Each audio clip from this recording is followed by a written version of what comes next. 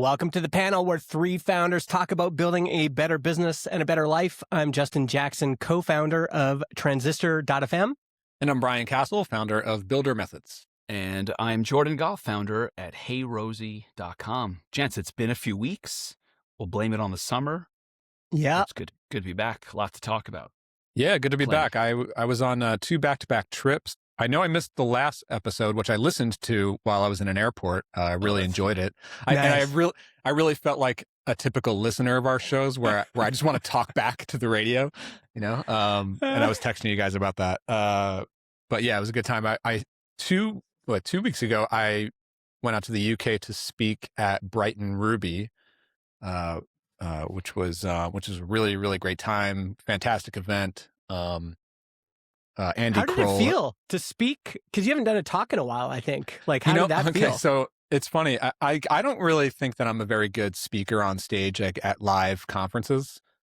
Historically, like I've done it a few times, but not super often. And the few times I have done it, especially with the larger audiences, I tend to get really nervous. I'm not a Justin Jackson up there. I don't have the stage presence. Dude, I get nervous too, but yeah. So this time I was the first speaker at 9 a.m.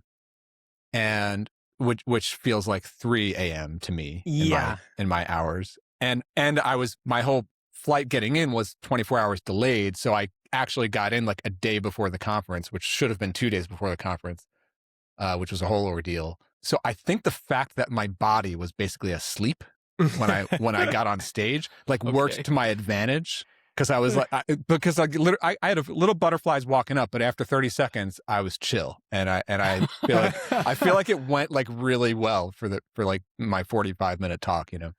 Okay, now you know what you need to do to prepare for next time. Yeah, exactly. And I also did like a private workshop there, which unfortunately, like I was supposed to land the day before. My flights got all messed up and delayed, and I landed 2 hours after the workshop started. So, and I'm supposed to be hosting this thing. So like Andy kind of took over the load, but I came off of like a 20-hour travel fiasco and just like walked right into this workshop. It was crazy. Wow. And then, but it was a great time. Brighton, UK is unbelievable. I want to go back. It's such a cool town. It's a coastal town in the UK. It's some incredible restaurants. It happened to be a heat wave, which was kind of bad, but yeah. Great, really cool place. And then I was home for a week. And then this past week, got back like 2 days ago, we did a family road trip up to the Finger Lakes region in New York State. Sweet. Which is like not super far from the Canadian border, from Niagara. Did a bunch of wine tasting. There's a lot of wine tasting on the lakes there, and got a really nice Airbnb on the lake. You know, did some kayaking and hiking and stuff. Sweet. Yeah, good time. Oh, and I also came up with an idea and built and shipped a new product from the car. Oh yeah. In the few hours kind of sitting around in this Airbnb, and also I have 30 new paying customers for that thing as of today. Wow, so. There it is. Okay, hold on. It's kind of like saying you went to Ibiza and you're like, yeah, I just read books. Oh yeah, and then I did do a ton of cocaine. Yeah, there was that. No, what's the time gap? Like from the time you had the idea to today, like how long ago was that? So we were driving out to the Finger Lakes we had to shift the thing because I had a unexpected doctor appointment that I had to come back for. I'm going to have a small surgery in the next couple of weeks, but I'll be fine. Anyway, so we were driving out on Friday afternoon was when we drove out, and I did most of the driving, but then like about 3 hours in, I was thinking about this idea. I have an idea. You got to drive. And I was like, hey, I'm getting kind of tired. Amy, you want to take the wheel for about an hour? And so she did. And then like literally from shotgun in the car, I'm on Claude Code hashing out this idea for a Mac app. I've never built a Mac app before. This was my first. Okay. And it's a markdown writing app. Here's the thing. Here's the pain point that I have been feeling for several weeks now. Obviously, a lot of us use Claude Code for obviously coding and stuff, but more and more people are using Claude Code for things other than coding software, right? So I do a lot of work with content. I'm constantly developing scripts and articles and newsletters and strategy documents and notes. Like even for this episode, I jotted down some notes. I do all that in Markdown files. And up until, and I didn't use Claude Code for today's episode, but I do use Claude Code for lots of things like drafting stuff. And so for the last couple months, I've been just resorting to the same app where I do my other Claude Code work. It's, a coding app. I happen to be using one called Superconductor. And there's a bunch of them out there, like Aaron's solo app seems really good. There's Conductor, there's VS Code, there's Cursor. And the trend in all of these apps, and they're moving toward this term like agentic development apps, right? The trend is that they are pushing you farther and further away from your actual files. So you open up a project, and the premise now is like, you don't have to touch your files anymore. You only interact with your coding agent, your Claude Code or your Codex or whatever it might be. And your agent is the one that writes the code for you and does all the things. And that is great in software development. And that is true. Like I don't I don't hand code any files for software anymore. I have Claude Code do it. Yeah. Except when I want to write something, like an article or a blog post or an email. Like, yes, I want Claude Code to help me draft that, but I still want to hop in there and hand edit quite a bit.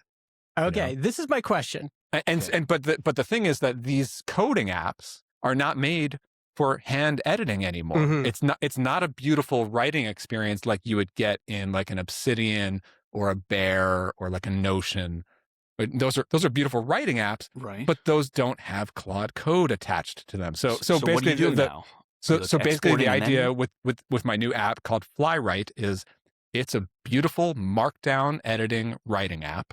All the formatting, all the customizations that you want, but it has an attached terminal so that you can run Claude Code or Codex or any other agent that you want and collaborate in it. And it's basically like an app that functions similar to a VS Code or a Cursor, except it's made for the times when you want to actually write the file and you're not necessarily building a software app. Yeah. I actually think the marketing site, when I first saw it, I didn't really get it. But, and maybe like a lot of these things, you need to have a use case. And I think the use case that came to mind for me, and I think this would work with this, is that I've been building a ton of marketing sites using basically just Astro as the framework. Everything's in GitHub. GitHub deploys to Cloudflare pages, and I just interact with GitHub via the Claude Code app connected directly to GitHub, right? And even that workflow is just, I think when people listen and they think like, oh, I guess you could do all that. Once you actually start using this, because I knew you could do this stuff in theory, like use the actual Claude Code app, connect it to an actual repo instead of just your local files on your machine. Until you start using it, it's like you don't realize what an unlock that is. But for writing, I could use FlyWrite app to like write the blog posts and then just say, hey, here's a blog post, and it would just automatically understand it. It has the built-in. It really functions just like a coding app, like a VS Code. So you can open up your project, or you can clone a GitHub repo, and you could push, like you could use it just like you would a coding app, but it's really designed for the cases where you're not necessarily deploying to a server or building a code base. The thing that you are working on are the files themselves, the writing, the Markdown, and primarily Markdown files, right? So a lot of people are using it for like writing up documentation of stuff or content development. A lot of marketing people create marketing or copywriting for something where you want Claude Code to draft half of it, and then you want to go in and tweak it yourself, and then have Claude Code, tighten stuff up, and then you go in and tweak it some more, and then it's ready. And like, that's the thing. But under the hood, it has a very simplified like Git integration. It has a terminal so that you can, so it's like, it's a very lightweight text like editor, but it's like the VS Code except it's for writing instead of like creating software. Yeah. I'm gonna have to try this out. Using Astro and all this stuff has just been such an unlock for me. I've been building tons of stuff with it, and one of the things I did was I said, I'm just gonna put the Marketing for Developers book online, and to do that, I said, well, I need a way of writing every once in a while, and so I'm using this. I can't remember what this is called, but some sort of editor that I can write in Markdown, and I can save it. It'll actually commit it to GitHub and put it live. But I would prefer actually to have just an app on my Mac where I could just not have anything even on the web and just interact with it that way. Yeah, use FlyWrite, man. All right. All right, so let me tell you about Fable. So it's a few days. Yeah, let me tell you about so I'm in the car, I have this idea. I sit in shotgun, I open up just Claude web app, and I discuss the idea. I scope it out. That's probably 45 minutes of work to get a really tight artifact that describes everything about what I just described here, like the idea for this Markdown writing app with an attached terminal for running agents. That's the concept. I want it to be a Mac app. I've never built a Mac app before. So 45 minutes of back and forth, I hash that out. Then I take that into Claude Code and I fire up Claude Fable and I say, have at it. Just build this whole thing in one shot. Knowing that like, I'm just going to do this. I'm going to let it go. And I'm going to sit here and I'm probably going to start driving again and just let that go. And it's just running on my like cell phone data. And then within the next, I forgot how long, like it might have taken about an hour, and it built version 1 of this thing by the time we like arrived at our hotel. So we're on vacation, we're with the kids and everything. So I'm like, all right, cool. Like I've got this thing waiting for me on my laptop for the next time I have some downtime. Cool. Mm-hmm. I'll pretend to be focused on my family. I'll pretend to not think about it. And of course I'm checking like the Claude mobile app and all this, but so I have a V1 of this thing that is like 70, 80%. Like the core of it is all built. It's just that there's like little like UI and UX things that are like not quite right.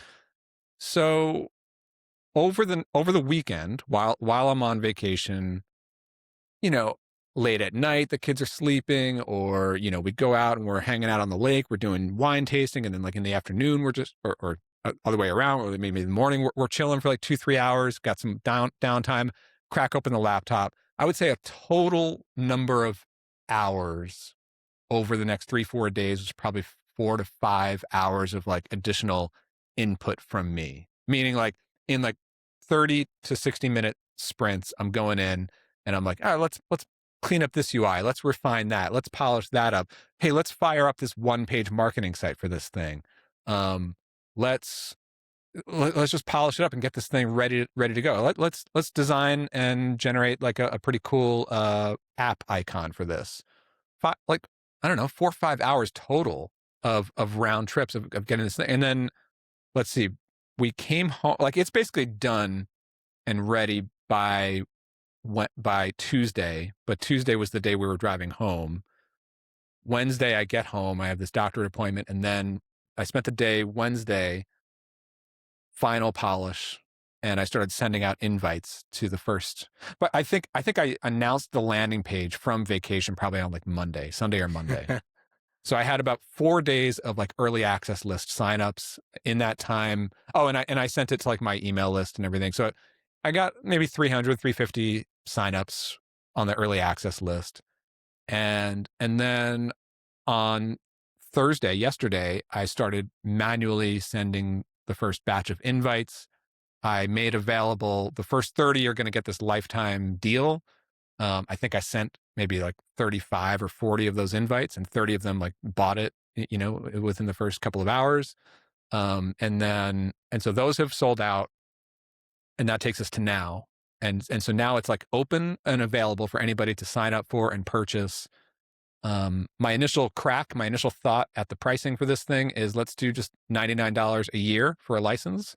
During the month of July, there's a launch coupon to get $30 off of that, but that is where we're at. And so literally like less than 7 days later, I have a fully functional Mac app that I think is a joy to use. I've got a whole marketing site. I've got a Rails app that manages your license and the purchase flow. And it's launched with 4 figures of revenue. And yeah, I mean, I'm drunk on Claude Fable at this point. I don't know what to tell you. Accurate.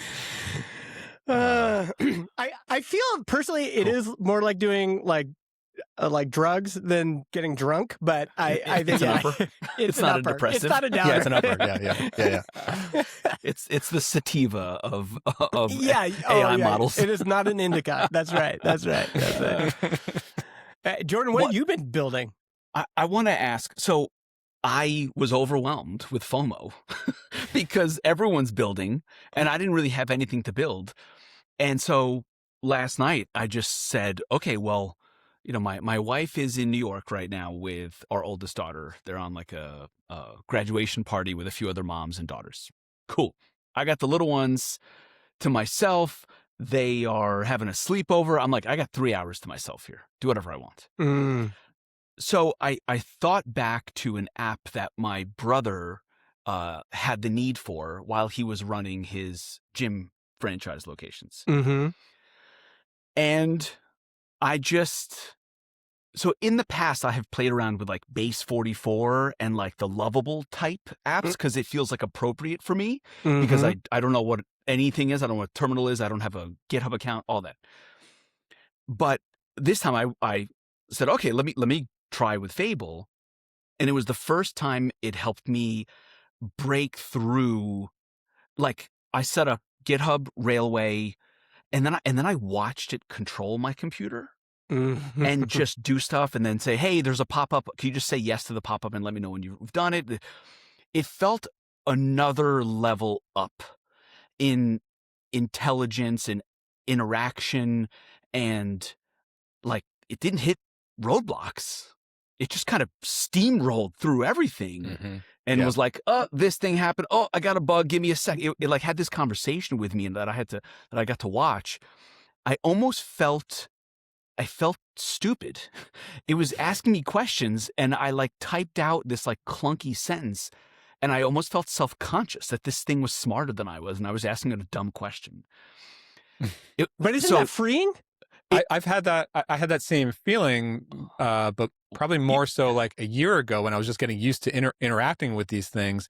But then that started to develop this muscle of like, oh, I could just ask it any dumbass question I ever want. And like, right. That self-consciousness filter that you have with a colleague doesn't exist. I'm like, it'll understand the spelling mistake of this or the whatever.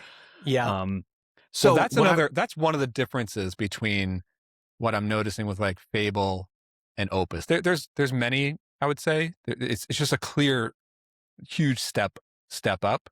Well, one of them is like, you can be a little bit lazier, I think, in your prompting. Like, obviously, I'm still fuzzier, a firm believer. less precise. Yeah, like I'm still a firm believer in like, we do at a professional level, we do need to overplan. We do need to spend a lot of time in like specs and PRDs and like when we're building something that's like high stakes. And even though it can one shot a lot of stuff, my thing that I talk about a lot is like, we still want to break it up into milestones because we have business decisions to make along the way, right?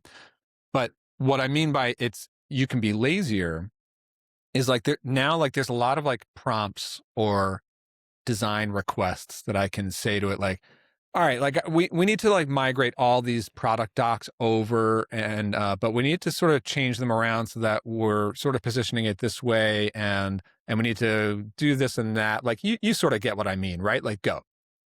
Like, like you can just sort of like assume that like it's going to sort of figure out the gist or the direction of what you're going for. Yeah. Like that's one thing that I noticed. You're assuming it's going to make good decisions is the freeing part.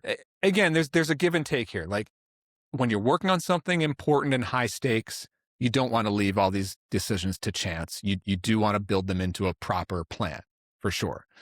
But when you're working quick and you're on a road trip and you're trying to ship an MVP for a thing, you can be like, look, here's the idea. Like, just have at it. And that's the kind of thing where previous models probably either would have stumbled or completely dreamed up the totally wrong thing. But Fable is just like, got you, I'm on it. And it just does it. And then like the other thing is that like it does go an extra mile of like level of polish and also just like all the little, this doesn't quite work right, or it's a little bit buggy here and there. Like it will find and fix and smooth all that stuff out before it says that it's done. Yeah. Also, this automatic like accept what do you call that mode where it doesn't like ask auto you. Mode. Auto mode is kind of built in. It's like the batteries are included and you can just go. Yeah, I mean that's all the models that been using that for a while, but yeah. you do probably want to do that with Fable. Like you want to let it run in auto mode, and like there were a few things where like there was a genuine blocker. Like I didn't give it the right credentials to access some API, and like it just stopped and told me. Like, yeah, I need that. For Jordan, I'm curious about two things. One, I've never actually heard of Railway. So was that suggested to you by Claude Code? And two, what did you build? Like you built this app. What was it? I think I had come across Railway at some point or another on Twitter, maybe the founder or something, or some it's a hosting provider for mostly Rails apps, I think. Yeah. But it suggested it to me. And it was one of the first times that I felt this, a form of distribution people are talking about, where allowing your service to be accessed easily and efficiently by agents puts you in a better position to grow, because I wasn't really going to get in the way of the model's decision. It suggested Railway, and I was like, great. Like, yes, give me the URL and I'll sign up for an account. So it did suggest it to you in Claude Code. Interesting. It did. Yeah, it just assumed. And in truth, what the app does is it sends out phone calls and text messages to people before their shift starts. That's it. You need to open the gym at 6 a.m. It's really, really painful for everyone involved if the person's 15 minutes late. Because you got people who join the gym and they're like, I want to work out before work starts, and they show up at 6:01, and if the opener doesn't show up for 20 minutes, like, that's not cool. So it's a very painful problem, this tiny little thing. It doesn't really make sense to spend money on it. Like my brother, he hired people in the Philippines to call people. It was like a really weird problem. Wow. And he was like, build me an app that just sends out a text message with a little bit of like a math puzzle, just so the person has to think and kind of acknowledge, yes, 12 plus 12 is 24, hit send. And so they're like acknowledging that they're awake. Like, that's it. Wow. Right. So it's cool. But it involves telephony. So it's got to send SMS and I'm into the AI voice thing, obviously. So I'm like, make phone calls also and confirm that the person's up and they're going to be on time. And if not, then go to the next person, all this stuff.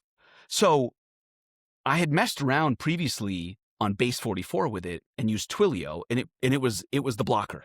The thing that killed my momentum is the Twilio setup and account creation, approval. I was like, geez, a mess. It's the worst. And so I just told it, last time I did this on Base 44, Twilio was a mess. Find me something else. And it was like, no problem. I recommend Retail and I recommend Telnex, and this is what you need to do. It'll take 2 days.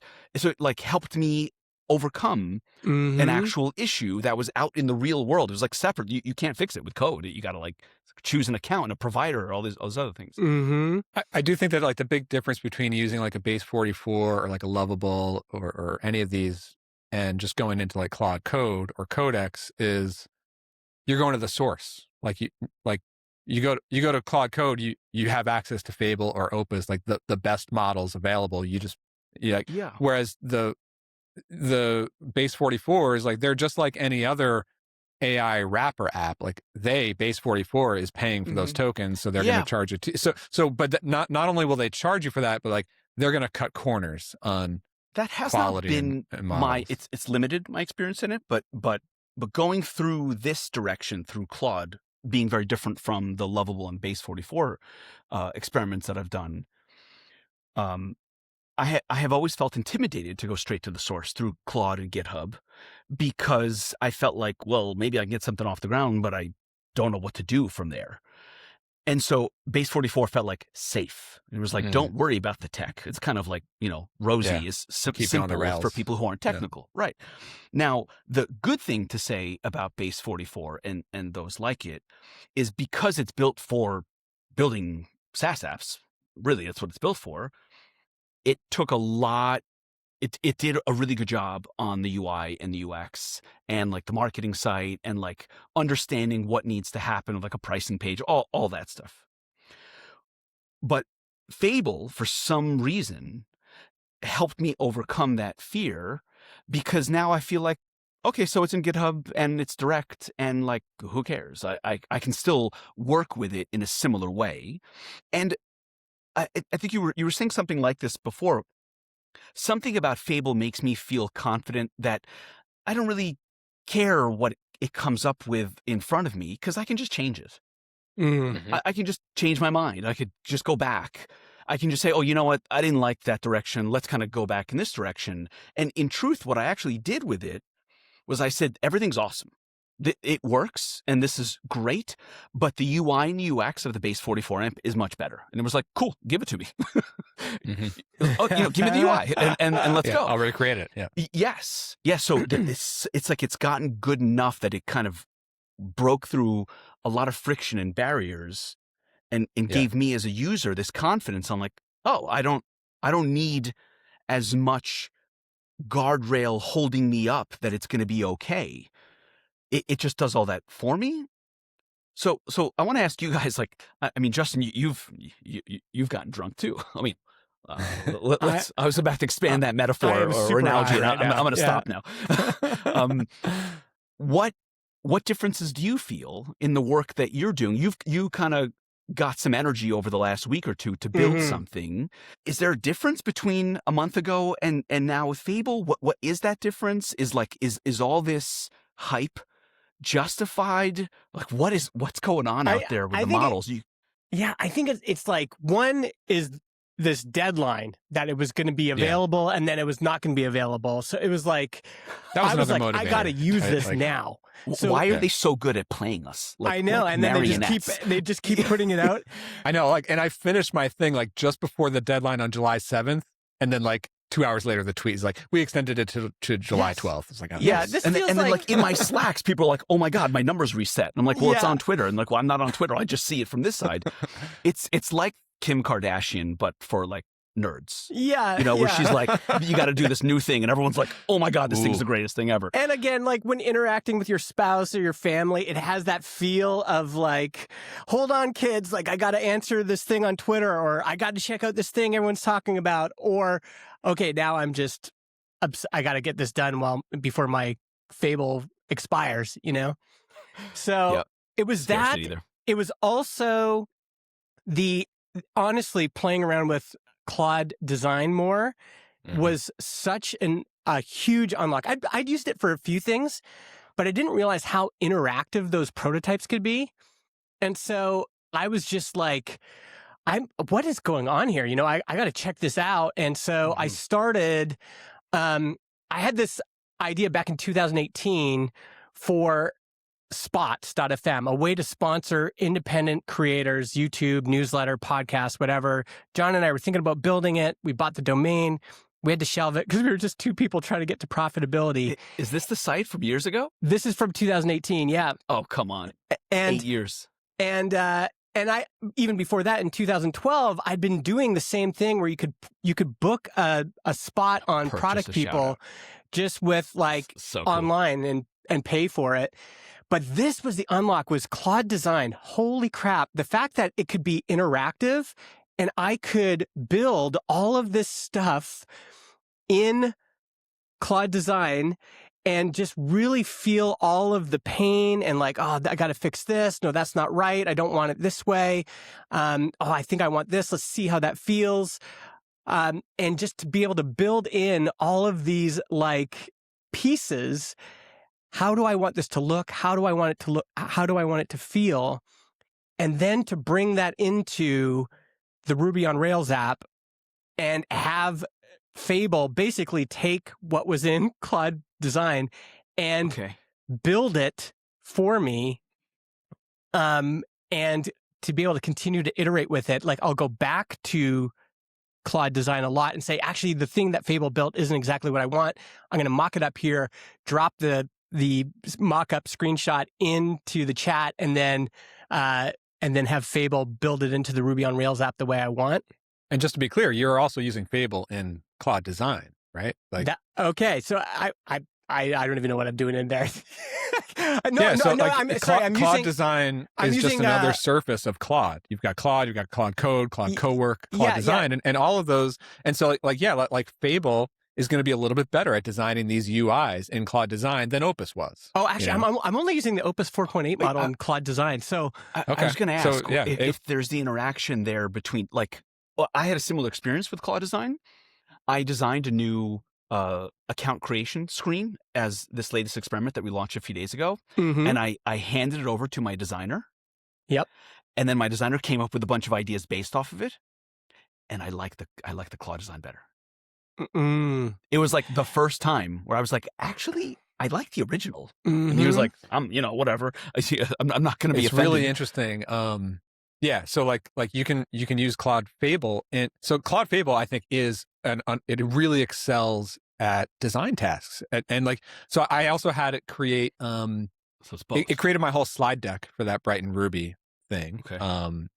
I also have like I do a lot of motion graphics now in my videos, which are all generated with Claude Fable and some hyperframe stuff. It's really, really good at that. Like, just the level of detail and the flow of like motion graphics and design and stuff, like Fable is excellent. I wanted to get to this question. You posted it in the chat, Justin, but I know that we want to talk about it here on this, which is like, what does this mean? What does Fable mean in terms of software products, building tools, the future, the age-old question now, like the future of SaaS, the future of, but I want to illustrate that my answer to that is this. We can argue all day about like the future of SaaS. That's not really where I want to focus. Mm-hmm. We can if you want. But my thing is that the bar for creating tools, I'm not talking about products, I'm talking about tools, is becoming much, much lower. And it's going to continue to drop down to the point where building a tool for your work or building a tool for your business is just going to be another human skill that we have in a long stack of AI power user skills. Like I could use Claude Design.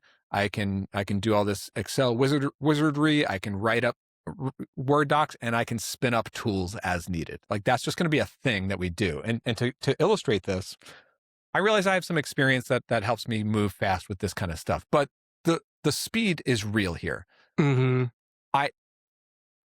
During this past week, I'm talking about yesterday, while I'm shipping this entirely new product with FlyWrite, and while I'm doing some stuff with builder methods, and we're even onboarding a new employee at ClarityFlow, while I'm doing that, I also had Claude Fable build me an entirely new funnel analytics tracking system. Okay. It's essentially its own app, but it's built into the back end of my builder methods app. And one of the things that I've been focused on in the builder methods department is like, I need to really dial in my funnels, right? Like, how many people are coming in for this and that lead magnet, this free workshop, how many convert to Builder Methods Pro, and where are they coming from, and what's the drop off, and all this different stuff. And I need to slice and dice that data in many different ways. Now, historically, you would reach for a mix panel or an amplitude or Google Analytics or one of these fancy funnel analytics tools. And then you would probably spend hours, if not weeks, on custom development to have that wired into all of your databases and your systems and your purchase data and your email marketing and all this crap. Because without that custom dev integration, the mix panels and amplitudes are just completely useless, frankly. And I learned that the hard way so many times in previous SaaS products. Yep. You can't just plug those in. You have to wire them into your database. Mm-hmm. And famously, Natalie from WildBit had this big post where she said, we just tore out all that stuff and built it internally because exactly. it was better. At a certain point, it's like, we're spending so much. Why are we doing like why are we putting ourselves into pretzels when we could just, we've already spent enough hours. We could have just built this. So that's like exactly what I did yesterday during lunch. Like, so you're like crossing over between product and tool. You're making a tool that replaces a product, but you're making a product and you're hoping a tool doesn't replace it. And I mean, these are connected. What I'm saying is, like, I spent 45 minutes writing up or creating a prompt and describing what I need to see in graphs and charts, and the ability to spin up like custom funnel tracking going forward. Like, I did that in my Builder Methods repo with Claude Fable, and then I went out to lunch. And I came back and I have a high-end, dialed-in, totally customizable funnel tracking system for me to, and it's like, it gives me like real insights into conversion rates and whatnot based on real data that I've been building up in my database. 45 minutes, while I'm doing other major projects. Like, so what does that mean? It's like that's a tool that I would have paid hundreds for with a mix panel a month. I would have paid thousands to a developer to integrate it. But I have these like AI native skills now and access to a Claude Fable, and I can do 45 minutes. And now that's a tool that I will be using every day in my business. Yeah. Like, I don't know what to tell you, but like that to me is like software is getting replaced. I see multiple trends that I think are just going to fuck shit up. One is there's just so many applications now where Claude is just eating those applications. Like, if Claude becomes my interface layer for my website, I no longer need to pay for a CMS, right? I actually no longer, when it comes to something like Statamic, I no longer need to pay for multiple tools in that chain. I was using Forge to deploy and provision the servers. I was using DigitalOcean. I was using Statamic and paying for that.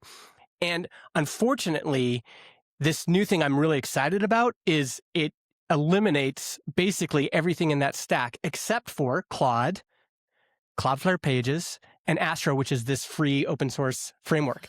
So that's going to fuck shit up. The other thing is every one of my Slacks, and even in this chat and everywhere, everybody's building software. So I realize this is our bubble, but with way more software. This is supply and demand, classic supply and demand. Software has benefited from the fact that it's hard to build software. It's always been hard. You've always needed a team of engineers to do it. And now that's not the case anymore.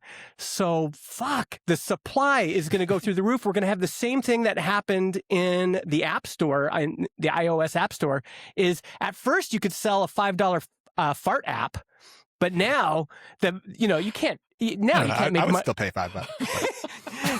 Now, when everybody is making like the value of the fart app goes down when everybody's making one, right? And our economy rewards things that are difficult. Generally, that's the way capitalism works, is you get to charge more. You get rewarded more economically when things are hard, when things are difficult.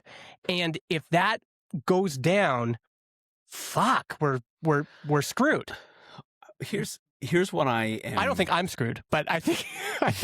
Well, look, the rest of you, you're on your own. I do think we are inside of our own bubble of this very, very small percentage of people that interact with this stuff at the level that we do. I don't know what that means, other than I don't think I would be selling software as a service to engineers and developers and people who are really engaged in the tech. That feels right.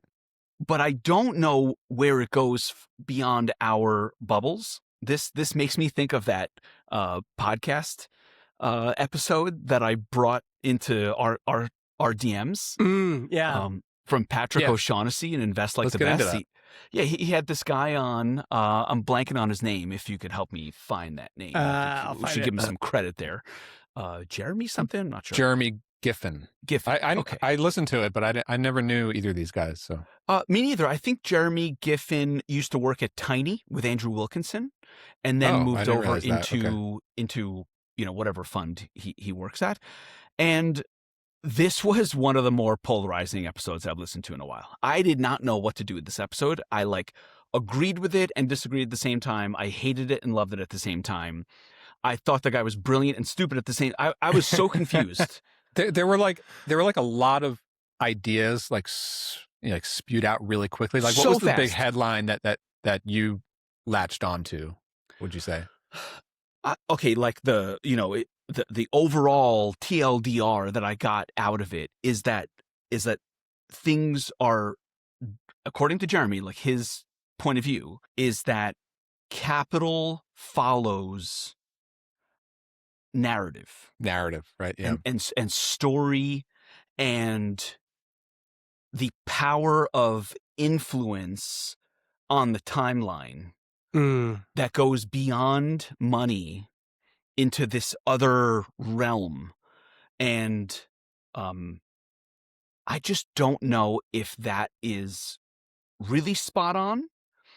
And like these narratives are driving us in a certain direction, SaaS is dying type of thing. That's a narrative that's going in a particular direction, and where's the value going, and you can't sell to developers anymore, and you need to be the AI labs because they're going to compete with everyone to eat. Like, this narrative like drives capital in a certain direction where investment and attention goes.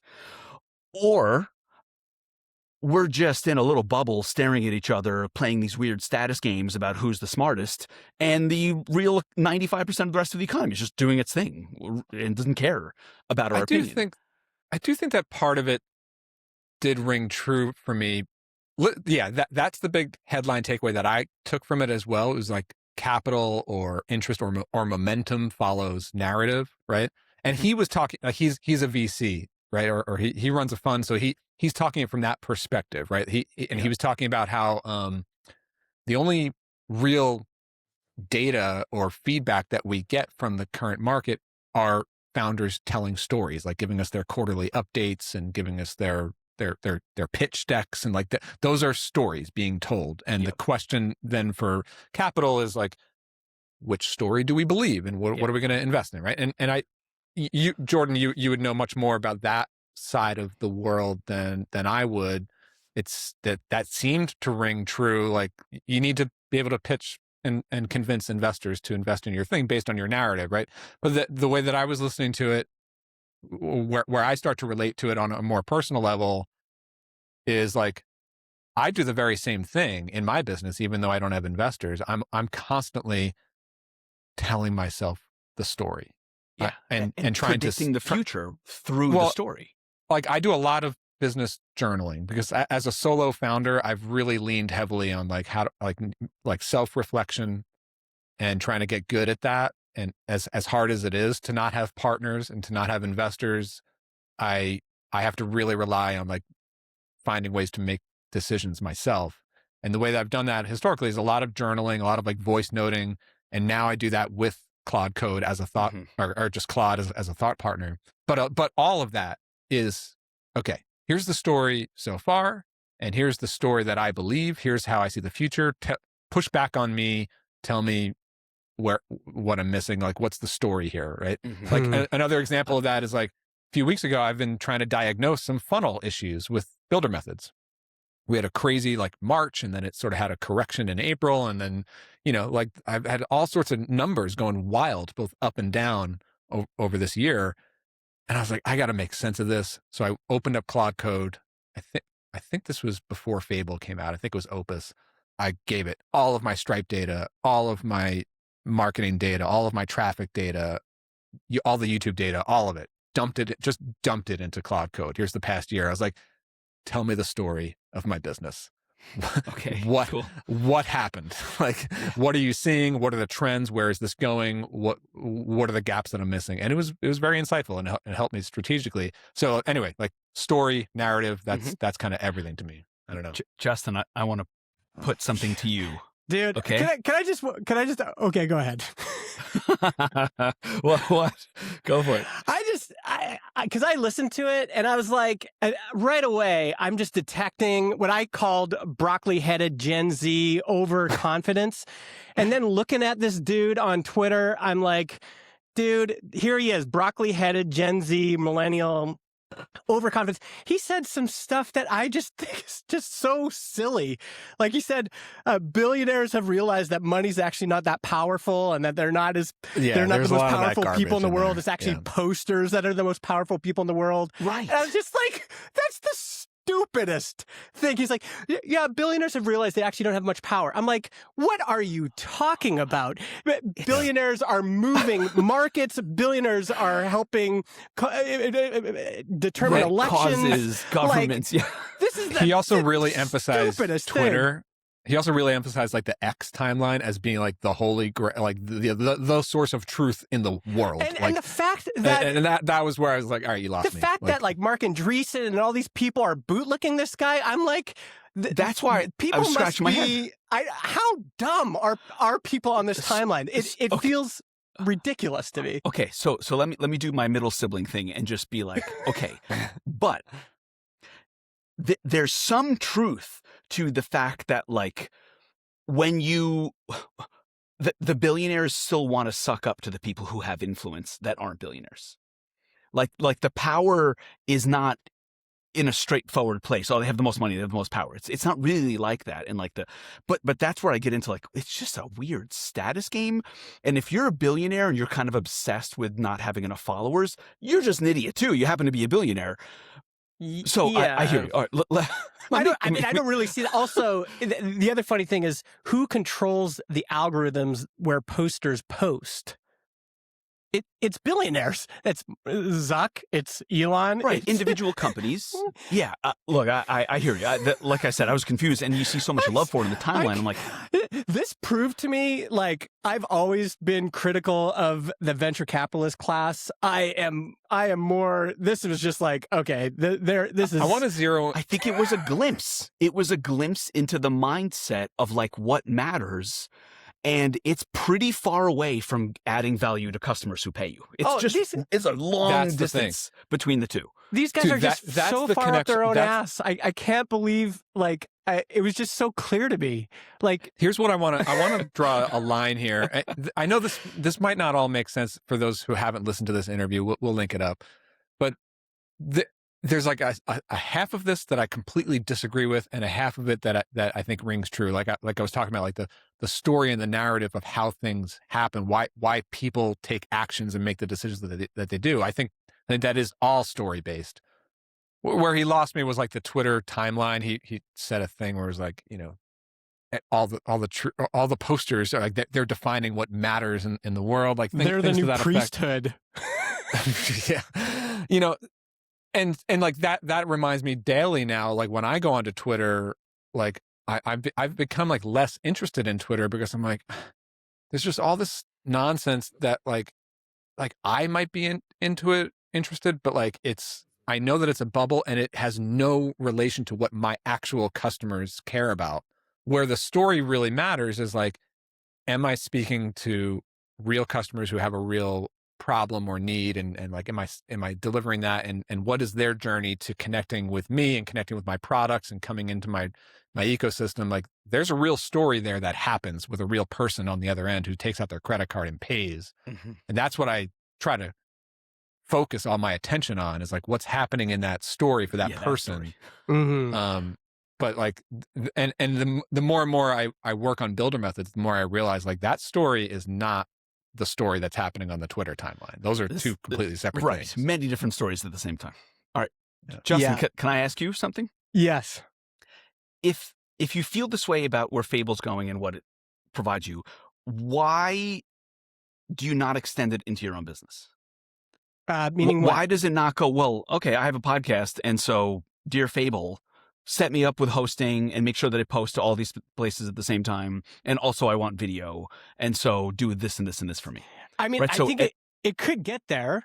I don't think it, but the places I see winning are on the ground level. It's just, even look what you did. You signed up for Railway, which is hosting.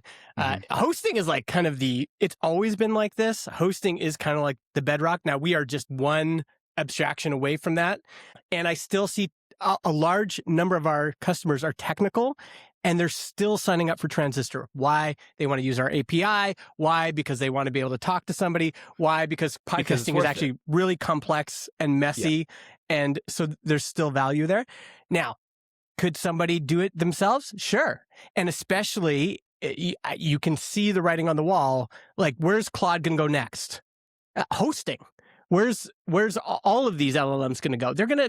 They are going to build more hosting in. OpenAI has already launched their website hosting service. You can vibe code and host a website. So I think it is a threat. I'm not as worried about it, just because, again, maybe we'll see. Like, once I start hearing people, right now, all I'm getting is signups, people saying, we heard about you on Claude, we heard about you on ChatGPT. Yeah. How did you find us? We looked for best podcast hosting recommendations, and you were recommended at the top of the list. And it's like, thumbs up. That's great. I am very, like Michael Buckby was saying for years, that LLMs are going to become a increasingly important referrer. And I said, we'll see. Like right now, at that moment, it was SEO for me. But as soon as it changed, I'm like, okay, well, now I've seen the actual behavior. I've actually seen the evidence that this is true. Likewise with Spots. Spots is the reason I'm interested in it is it's a hard thing. It's a double-sided marketplace. What do you need in that marketplace? You need creators, which Transistor has 30,000 of, and you need buyers, which actually Transistor probably has thousands of already. So we have a connection with both sides of the marketplace. Might not work, but this is not something you could just vibe code. It's the interstitial tissue that's actually the hard part, which is like, geez, like to launch this app, I'd need thousands of people on this side and thousands of people on this side. So it feels like things like that are going to be what's worth doing. As Jesse Hanley says, doing the hardest thing, meaning the thing that is so difficult that most people won't do it, not just because like the coding part might be easy, but every other part of it is tricky. Yeah, I do. So like on the question of like what the future of SaaS or whatever, like my stance on it at this point is still like two things can and I think will be true, and I think are true already now. There will always be markets for products to sell. And I think both of you, Jordan and Justin, like, I feel like knowing your products and your markets, you are two of the more safe kind of product categories that I can think of. Maybe because I'm close to it. I know you guys, but like Jordan, like you're selling to, I'm assuming like mostly non-technical small business owners, who the people sort of least likely to build their own. Least like, and also like Justin, like even though a lot of your customers are technical, you're in the hosting game, or at least you're one step above it, as you said. So like, and there are all these like unique complications to, so like that's just like a level of hassle that's like, I'm just not going to vibe code that, but at the same time, I really think that tool building as a skill is going to become less and less expensive, less and less out of reach for most high-level professional people in the world. Like it's tool building in most companies is going to become like a critical skill that companies hire for. Yes. Like become common to solve your problems with tools. And that, yes, will definitely eat up some share of right now. People don't have the option to build the tools, so they buy the tools and then they mold them, and there's some combination. And it's like it's really category by category. There are plenty of categories that won't be touched by AI vibe coding anytime soon. Like especially like critical infrastructure stuff, but like all the CRM tools, all the little like help me just do this task a little bit better, or my business, like every business has complex, unique, special processes. We need something that fits our weird things about our business perfectly. Let's just build that instead of try to retrofit some off-the-shelf SaaS. Like I just think that that's going to happen more and more. Yeah. And look, like one of my thesis right now in Builder Methods, because I meet these people every day, like members in Builder Methods Pro, they don't have software experience. They're not coders, but they are technical They are systems minded. They have resources. They've built really strong businesses. They are operations people. They have really complex processes, and they have really unique needs. And they are building tools. Like they are discovering Claude code, and they are changing the way that they build and operate their businesses with it. And they're eager to learn. So like that is a growing group of people. I also want people to think about the adoption of Excel as a thing. So there was a time when most office workers did not know about Excel. And at some point, I lived through this, right? Excel came out in my lifetime. At some point in an office, somebody put up their hand and said, hey, I think we should be using Excel for this. Well, what's that? Oh, that's a Microsoft product. And at first, I'm sure adoption was slow, right? But then people started realizing, oh, you can build stuff with Excel. We can build reports. You can basically build software with Excel. And in this co-working place I'm in, you go out into that main work area and you look in people's screens, 3 out of 10 screens might have Excel on it right now. The analyst class uses them. Tons of knowledge workers use it. When Claude starts getting used by those folks, there's going to be a similar, and I think probably even bigger change. The same way that really Excel and Microsoft Word kind of built Microsoft's business after operating systems, like that's how they made their money. This is going to infect every office. And it's not going to be like, they're not going to consider themselves to be tool builders in the same way that somebody building a really complicated automated Excel sheet where you enter things here and then it cascades down to all the things. And then everybody's got necessary. It. They're syncing it, on the LAN, and everybody's like using the same thing.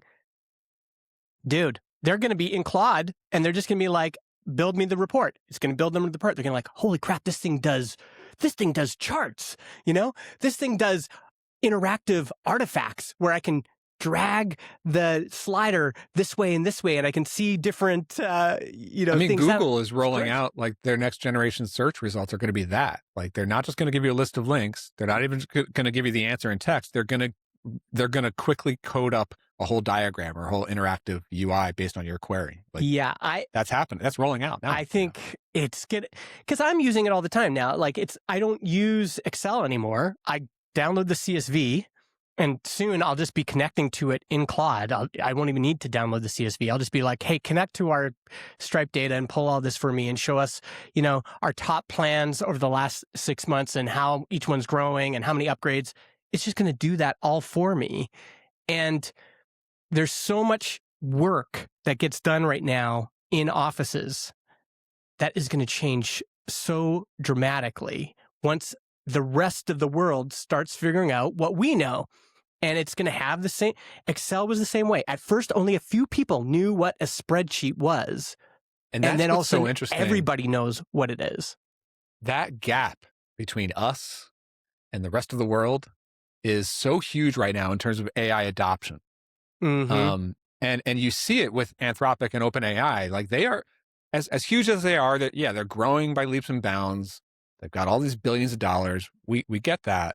But you could see in their product moves that they are still struggling to crack the code on like, how do we get the masses, the general public, to adopt AI in their daily lives and especially in their work lives the way that the tech industry already is. Like OpenAI just launched, and they completely botched this like super app situation at OpenAI, but that is their latest attempt at like, we got to do something drastic to get the world to wake up. I mean, they completely fucked it up, but they're trying, And don't count Google out. Google has lots of Google Workspace business enterprise users that use Google Sheets every day, that use Google Docs every day, that use Google Drive every day.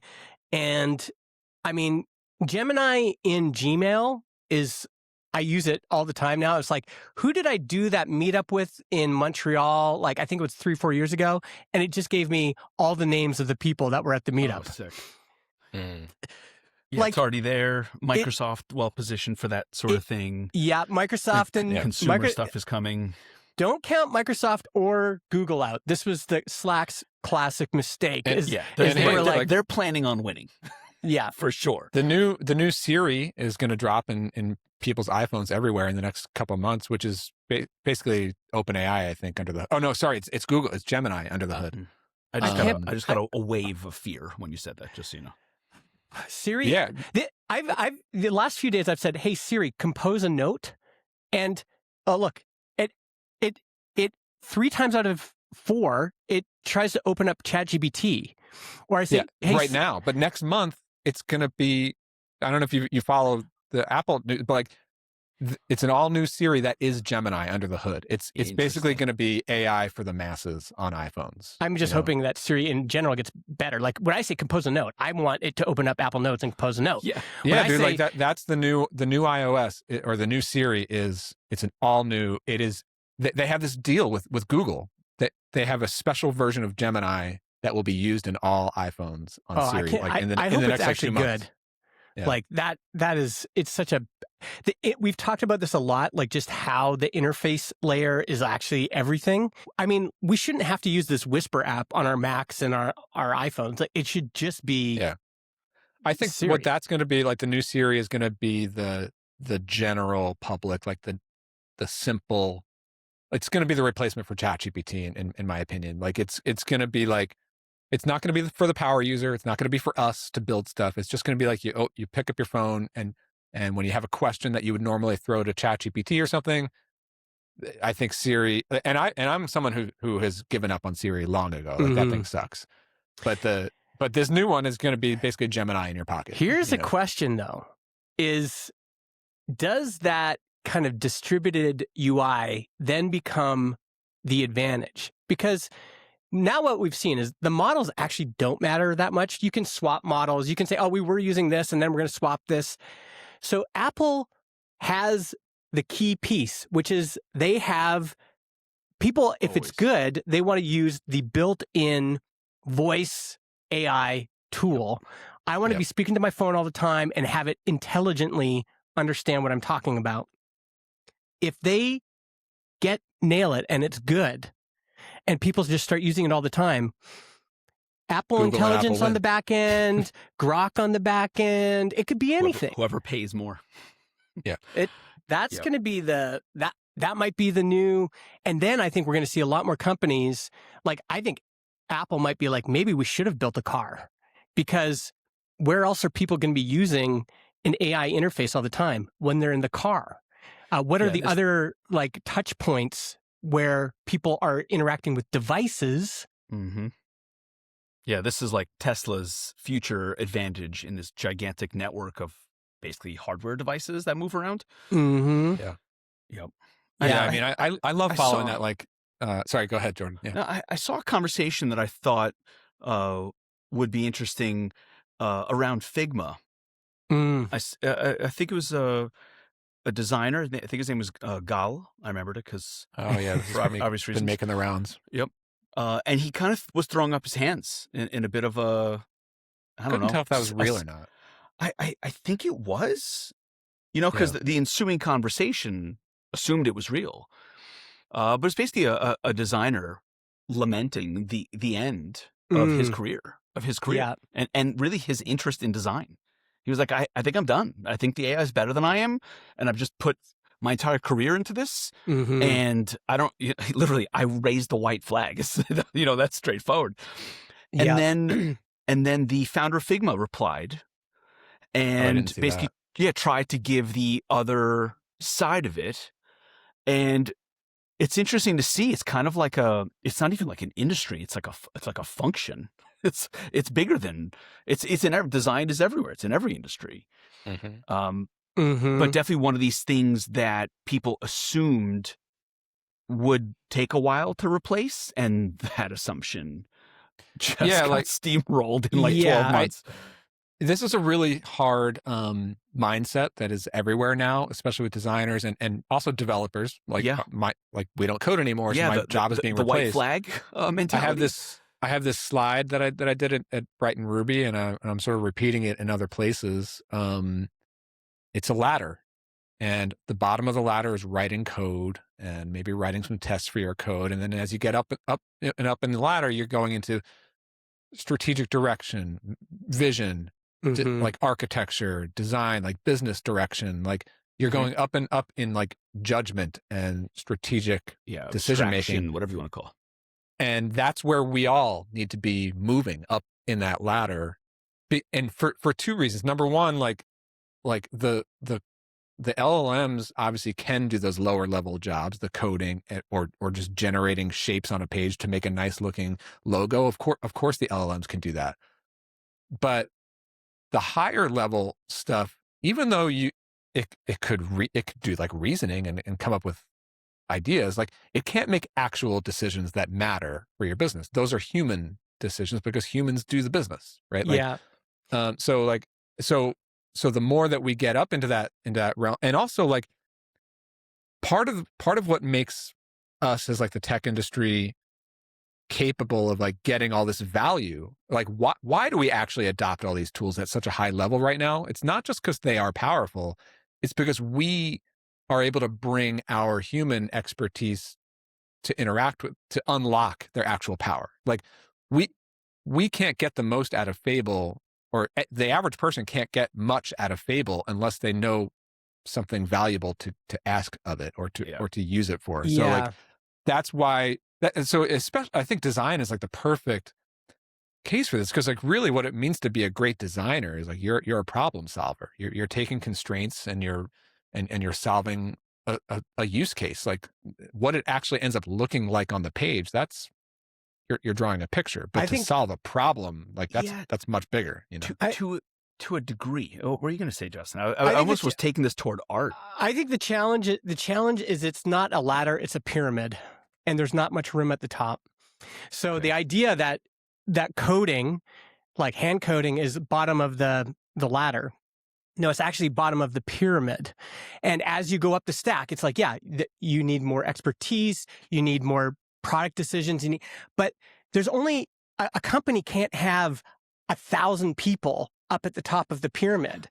There's the people at the top of the pyramid are few, and they want to keep their jobs, they want to keep their position, and eventually it's the owner, the CEO, whoever, the VP, and the VP increasingly these layers are getting collapsed, and so everybody is now feeling this pressure. Like coders are like, you know what, we got to we're not coders, we're problem solvers. So they try to go up the chain to where the product managers are or whatever.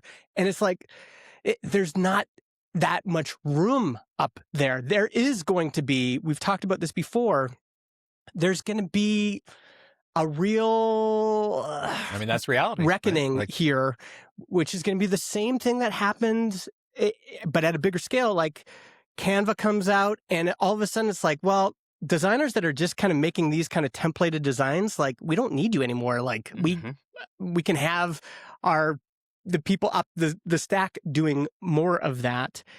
And if we go a level deeper, is that good or is that bad? Or how should we think about that reality? Because that is the reality. That seems to be the human question to ask. Yep. But it also is moot at the same time. Yeah. It's like, is it good or is it bad matters to us. And at the same time, it doesn't matter. It's going to happen, how it happens. So yeah, what it makes me think of, Justin, is makes me think of like my little organization, teeny tiny little organization, right? 5-6 people. You can't eliminate the bottom. Like it wouldn't work. Can't do it. Still need all these functions.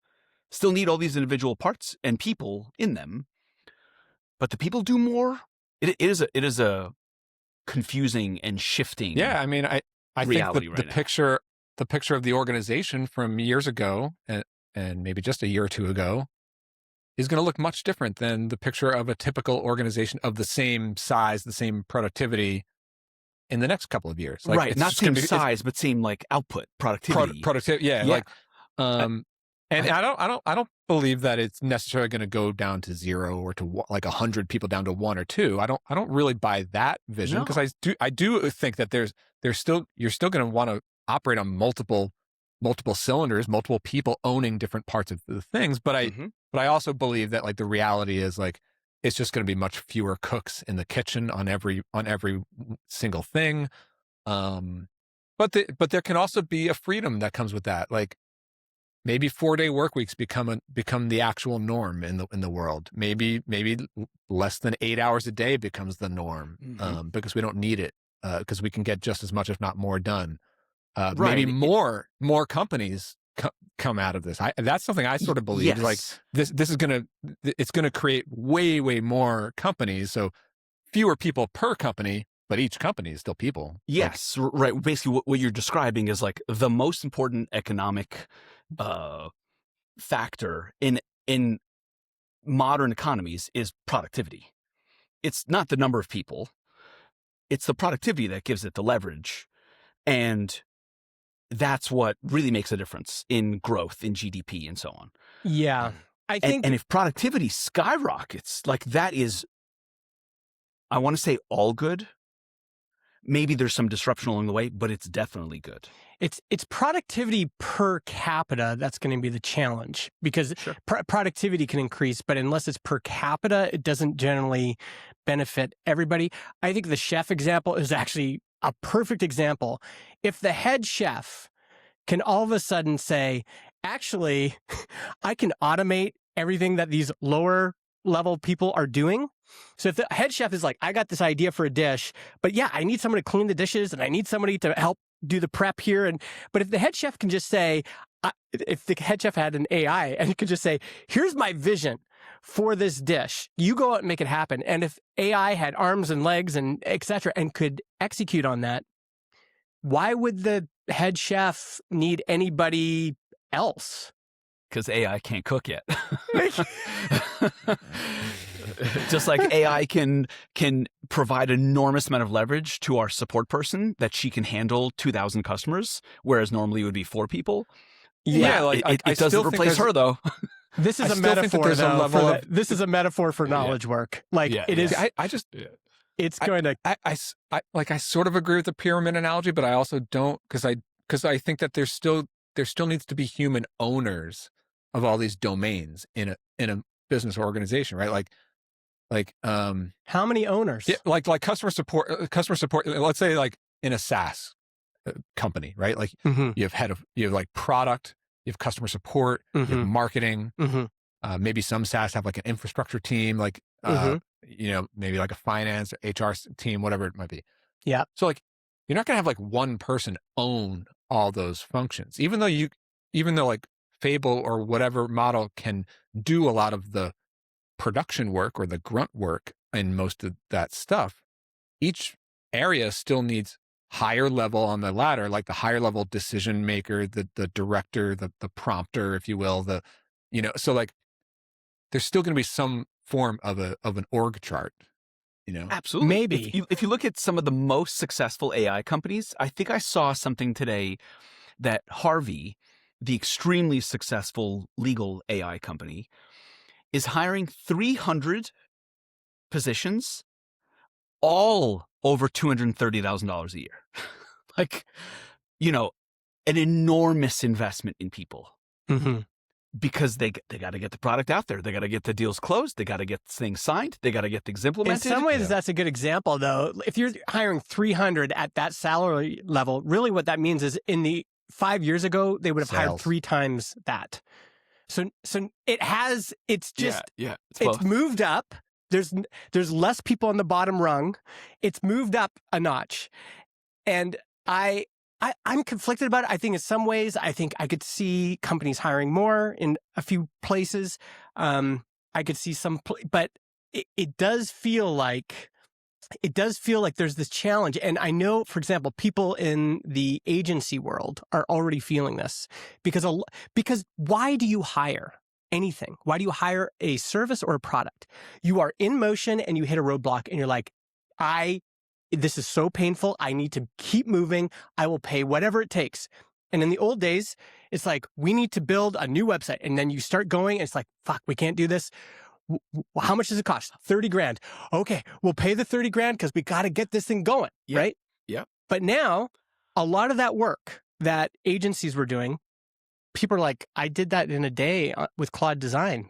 Like, I'm done. So that's $30,000 of value that would have employed 5, 10, 20 people. Yeah. Gone.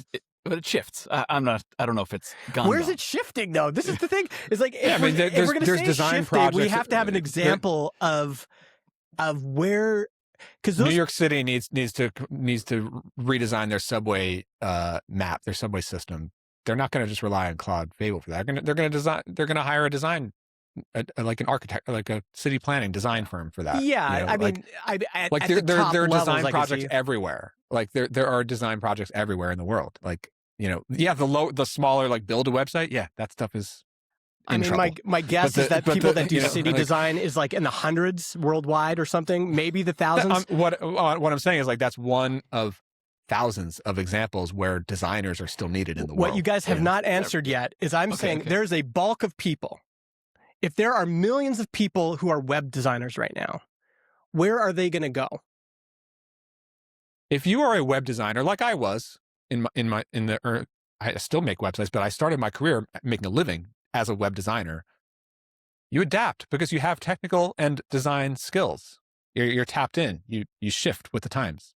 Yep. In all of this, it's just hard. not how there's disruption. That's not how like, modern markets work. I mean, capitalism's the greatest thing ever because it acknowledges everyone acts according to their self-interest.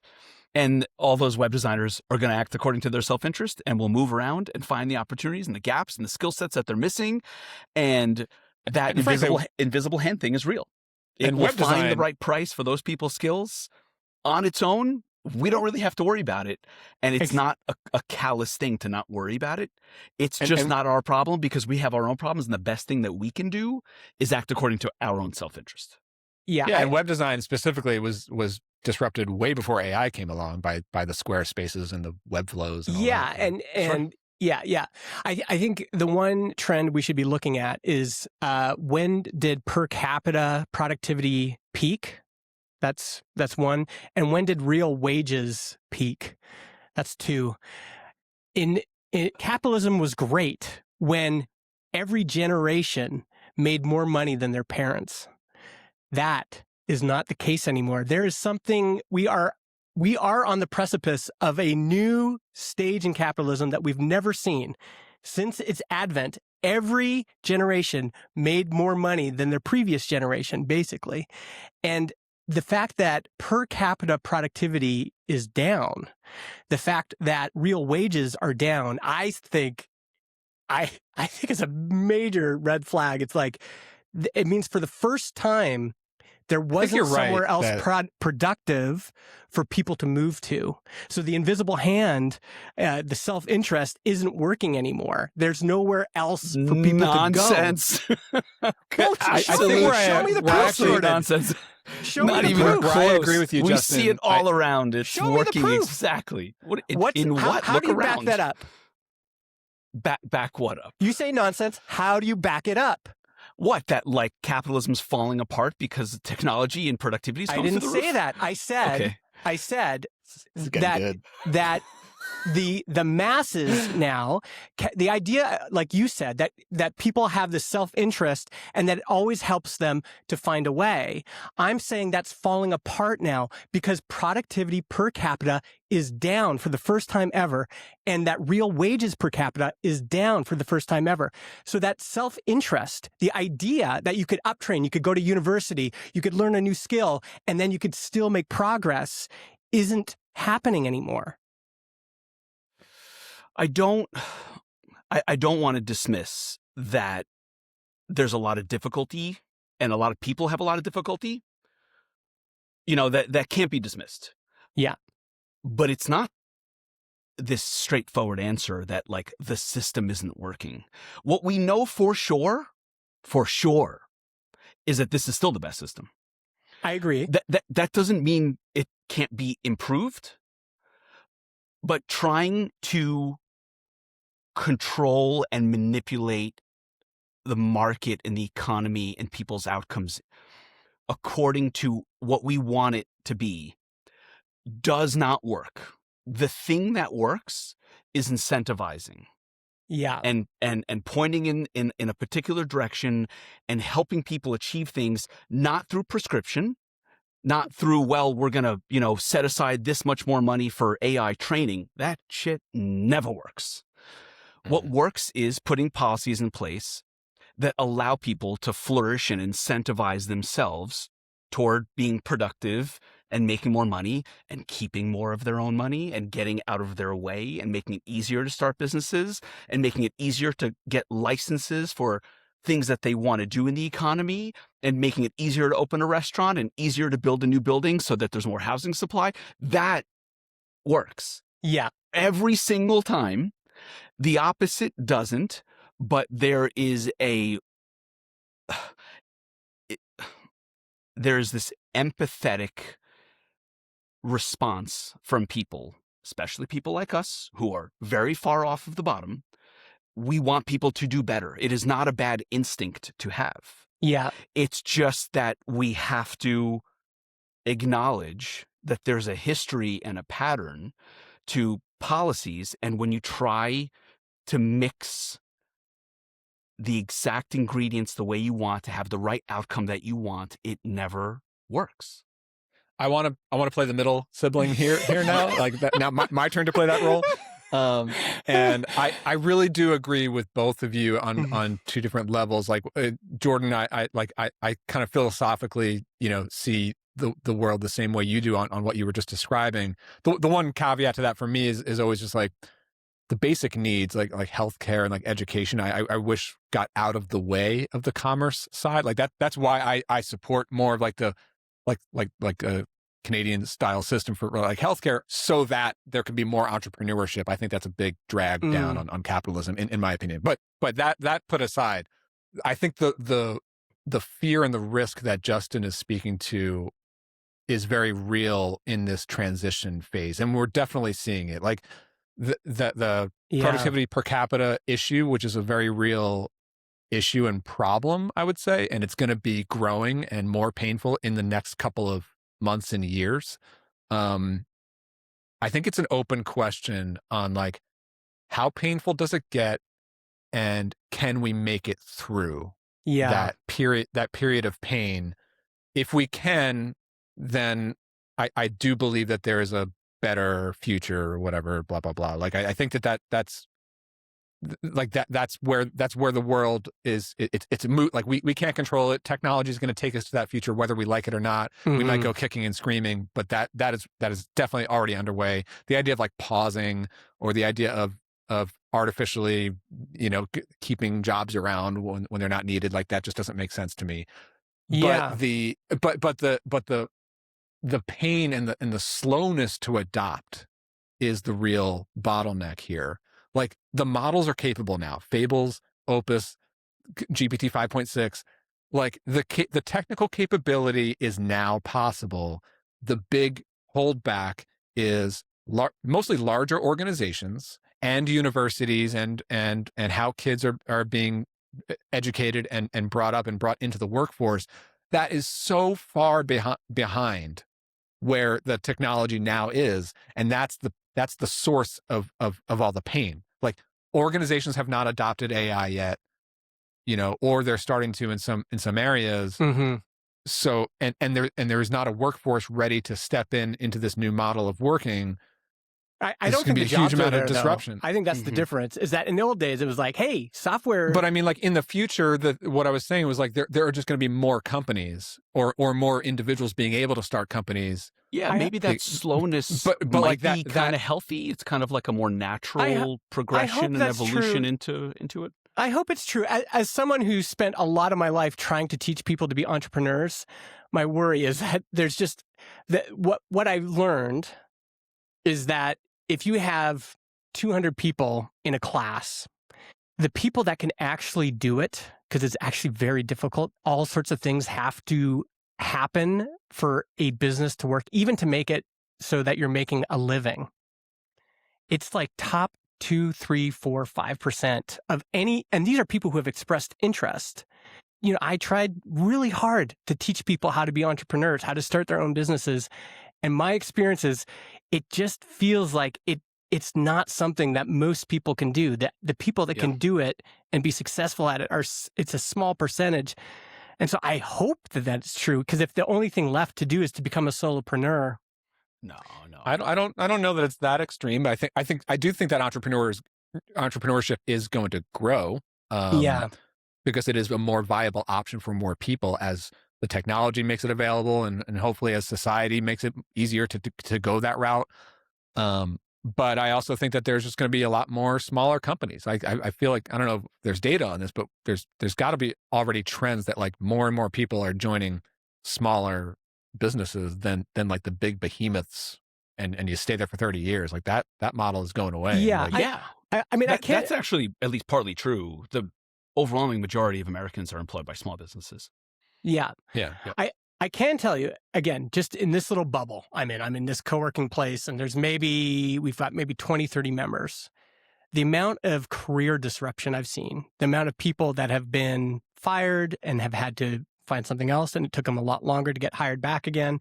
The number of people who had normal jobs, just like I'm an analyst and I'm a whatever.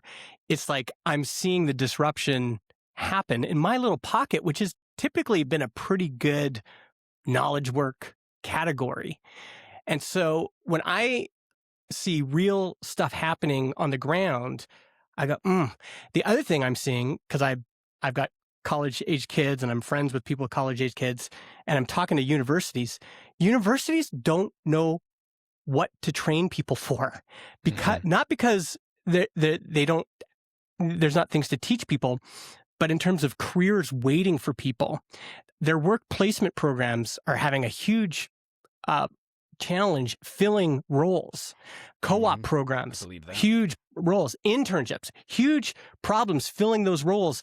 Most people who are graduating with a degree right now are saying they're having a hard time finding a job.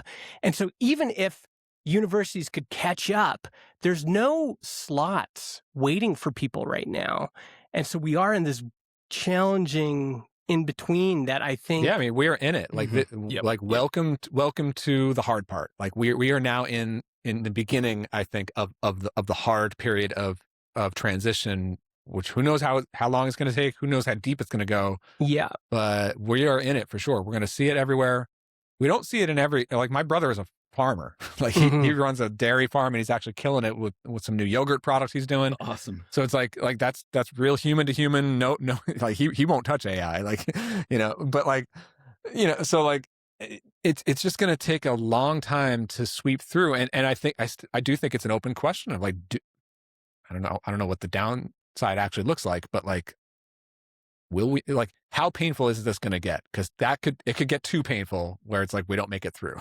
Like that's where you get into some dark thinking. Yeah. But like I think the speed will help us. The fact that it's relatively slow. Same here, Brian. In the suburbs of Chicago, where everyone is a lawyer and a doctor and works at a healthcare company and a pharmaceutical company and a homemaker, it's slow adoption. Yeah. It's cool. It's part of the conversation. Oh, we're doing this thing at work, but it is not disruptive yet. Right. Yep.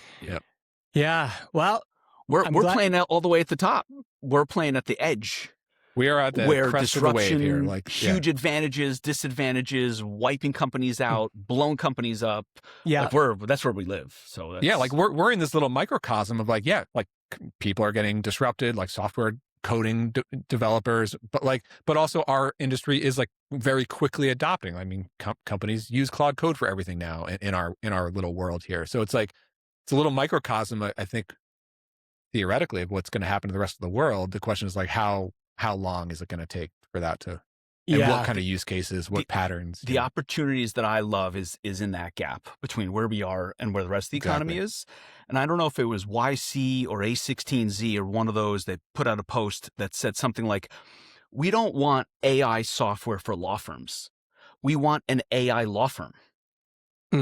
Like, you see the difference there? Like, take an existing organization of 40 lawyers with partners and inject AI into that is very different from, well, how would you build a law firm if from the start you use these tools baked in?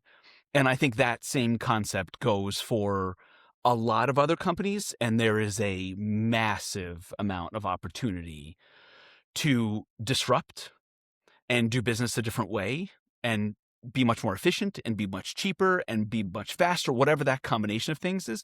In many ways, that creative destruction, I'm just going to fucking stuff the capitalism into this podcast over and over again.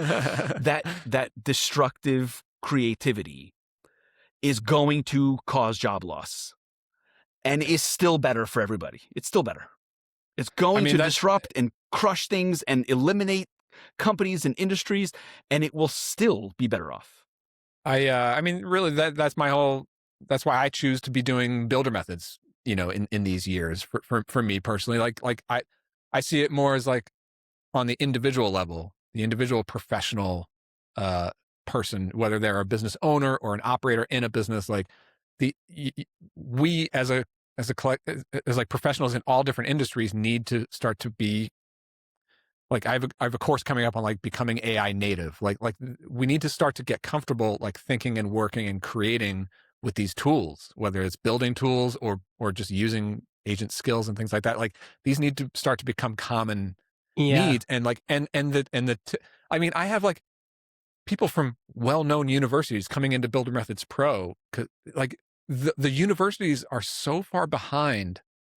And these like large companies like are so far behind on like the adoption, and they don't even have like guides or playbooks on like how do we go from we're in like we're bought in, like we need to go from A to B, but how do we get from A to B? In the like, example that Jordan gave, them, though, why would you? Because if A16 is saying in the future there won't be law firms, there will just be AI law firms, that means you're not going to need all the partners. You're not going to need it. So if I was a lawyer right now and it's like, oh, what I really got to do is learn some skills, some AI skills, it will benefit the 5% that can start their own one-person law firm. Mm-hmm. The 95% of lawyers, it's not going to benefit them because most lawyers work for a big firm. And A16 is basically saying the very problem, which is that in the future, there will be no law firms with a bunch of partners and expense and everything. There will be AIs that do law. And so where do those people go? 200 years ago, 98% of North America or something was farmers. And the reason that changed is because there was factories that opened up and they needed massive amounts of people. The difference in this economic change is now it seems like there's nowhere for the masses to go. And that's the concern. No. How do you get there? You just named like several examples. Yeah. Going from one stage to the next, going from almost everyone's a farmer to almost everyone's in a factory. Like that disruption did two things. One, it destroyed a lot of farming jobs. And two, it was still better off. Mm-hmm. Then everyone went into the factories. And then when automation came in, all those people lost their factory jobs and moved to something else toward the service economy. And two things happened. It was terrible for factory workers. They lost their jobs, and it was still better off. So why would this be any different? That's what a lot of smart people are debating is focusing on the loss of the 95% of lawyers is ignoring what comes next. It's almost like it's like a pessimistic view of human nature. It assumes that these are victims. Oh, they lost their jobs, as opposed to, well, now they're free to move into a different place. Yeah, it assumes that because we've never been at this stage of capitalism before, it assumes that there's always going to be somewhere else for people to go. But I believe that there is. Like there never hasn't been. There's always going to be value for humans to find the thing that only humans can do, whether it's human to human, sales, community, like education, whatever. Like this is like the Maslow hierarchy of needs medicine, being propelled by innovation and technology, right? This is, Elon is kooky, we know, but a lot of the stuff he says ends up feeling a lot more true and less kooky a few years later. And right now, Elon's mindset on this is we won't need to do this. There will be so much abundance. People will be able to live different lives. It is not a bad thing. Like that's where this is heading. And again, that's an ideal version of far off into the future. But in this transition period, I just don't know why it would be any different than any other time in human history where people went from hunting and gathering to cities to farming to more advanced agriculture. I think the one thing that does scare me about this time compared to all the others is the speed and the scale of it is a unprecedented. Like how painful, how fast is it going to happen? Whereas like the transition from farm to factory or factory to automation, like it was painful, but that played out over decades. Yeah, it was like this is going to play out over it was like a lifetime. Yeah, goes through in a generation, and people get brought up in a different world. They get educated a different way. I hear you on that. I think, I think that there can be what I get scared about with this transition, which I think is inevitable. It's going to happen. The second, third order effects, like whatever, like strife, conflict, like like when it's happening so fast. Yeah, that's when things get scary. Mm-hmm. I think part of me is because I think Canada is actually a canary in the coal mine because when you look at our GDP figures, we don't have very many billionaires or trillionaires. And so our GDP per capita, we're a first world country, G7, like we have lots of highest university educated population, our GDP per capita figures are concerning precisely because we don't have billionaires. So it's an accurate representation of how is the real economy affecting real people. And I'm just seeing like... But do you like intentionally not have billionaires, or it just the reality of your economy hasn't produced billionaires the way that the American... That part is irrelevant. That's just a demographics issue. What I'm saying is that... Not sure if that's irrelevant. Well, it is relevant because if you look at the GDP per capita in the States is going up. Why? Oof. That graph is brutal, my friend. The GDP but why? Graph. Why? Why is the GDP in the U.S. so much higher than Canada? What happened right around that line? Which government went out? Which government came in? No. Did Stephen Harper leave the scene? You're and missing, Trudeau enter? You're missing the point. You're missing the point about basic mathematics. It's if you have billionaires and trillionaires in your economy, GDP per capita goes up, but it only benefits 5, 10, 100 people. That's the difference. Do not accept this obsession with the top. It doesn't. It doesn't hurt anyone. I'm not. If people are successful and wealthy, it doesn't hurt anyone. I'm not saying this always ends up in the same place. You have two options to make things more equal. You have two options. You can raise the bottom up, or you can bring the top down.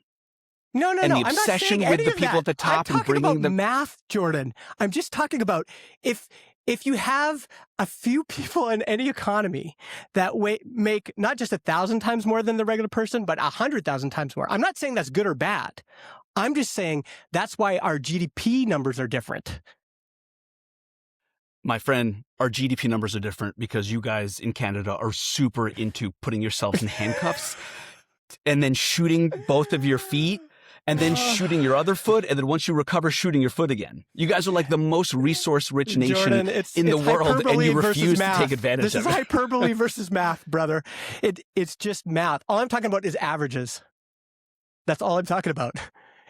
It's just math. So, yes, and if I calculated the United States, if I remove billionaires from the per capita, there's other ways economists track this. They say, okay, well, we got to take the outliers out to get a more accurate picture of real productivity and real GDP per capita.